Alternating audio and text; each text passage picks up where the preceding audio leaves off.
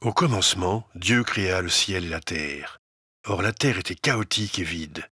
Les ténèbres couvraient l'abîme, et l'Esprit de Dieu planait au-dessus des eaux. Et Dieu dit alors, « Que la lumière soit. » Et la lumière fut. Dieu vit que la lumière était bonne, et il sépara la lumière des ténèbres. Il appela la lumière jour, et les ténèbres nuit. Il y eut un soir, il y eut un matin. Ce fut le premier jour.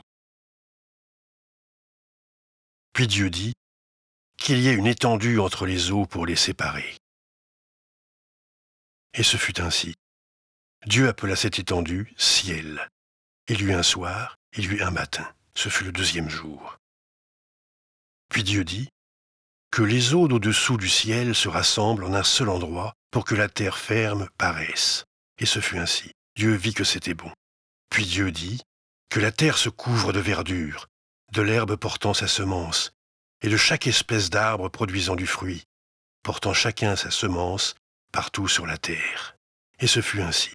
Dieu vit que c'était bon. Il y eut un soir, il y eut un matin. Ce fut le troisième jour. Puis Dieu dit que dans l'étendue du ciel, il y ait des luminaires pour distinguer le jour de la nuit et pour qu'ils marquent les saisons, les jours et les années.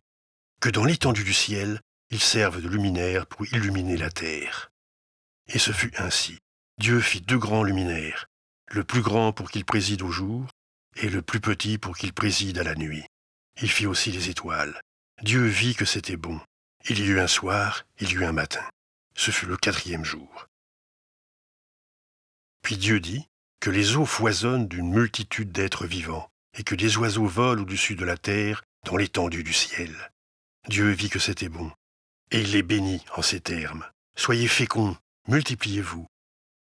Remplissez les eaux des mers et que les oiseaux aussi se multiplient sur la terre. Il y eut un soir, il y eut un matin. Ce fut le 5e jour.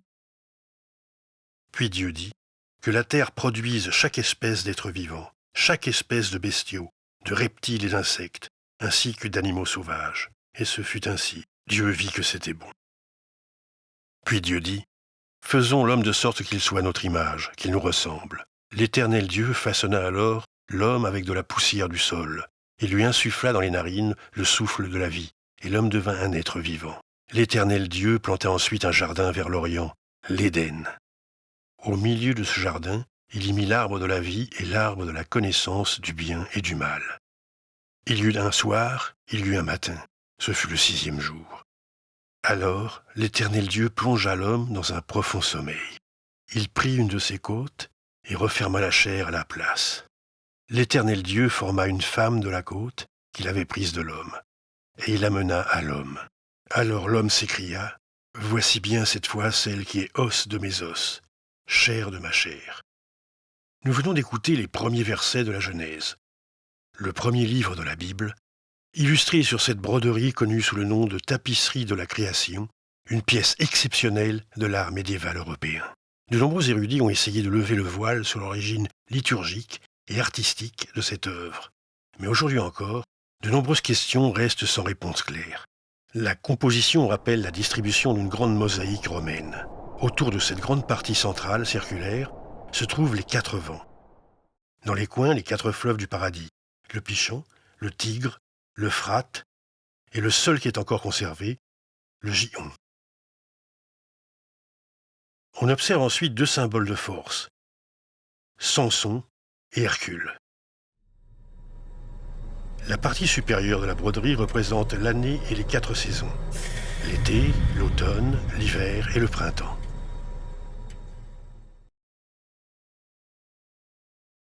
Les bords latéraux sont occupés par les mois de l'année. À gauche, février, le mois de la chasse. Mars avec la cigogne annonçant le printemps. Avril, le mois des semailles. Mai, avec les chevaux et les chevaliers se préparant pour la guerre. Et juin, le mois de la pêche. À droite se trouvent des parties encore visibles du mois de juillet, avec un paysan qui fauche et récolte. Août, avec une main tenant une gerbe de blé. Septembre, identifié par le criblage.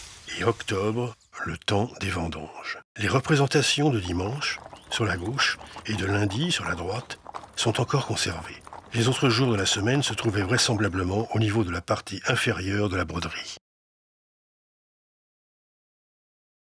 Le bord inférieur représente une scène qui symbolise le concept chrétien de salvation, la découverte à Jérusalem de la vraie croix par sainte Hélène, la mère de l'empereur Constantin Ier. Pour finir, un morceau d'une grande croix et d'une couronne ornementée est conservé. Cette image représente sainte Hélène ou l'empereur Constantin Ier. Une longue liste de questions qui n'ont toujours pas trouvé réponse se dresse alors. Une broderie, un tapis, un vélum ou un baldaquin, de provenance et d'auteurs inconnus, continuent de nous décrire, près d'un millénaire plus tard, l'origine du temps, l'ordre du chaos, juste après les paroles de Dieu.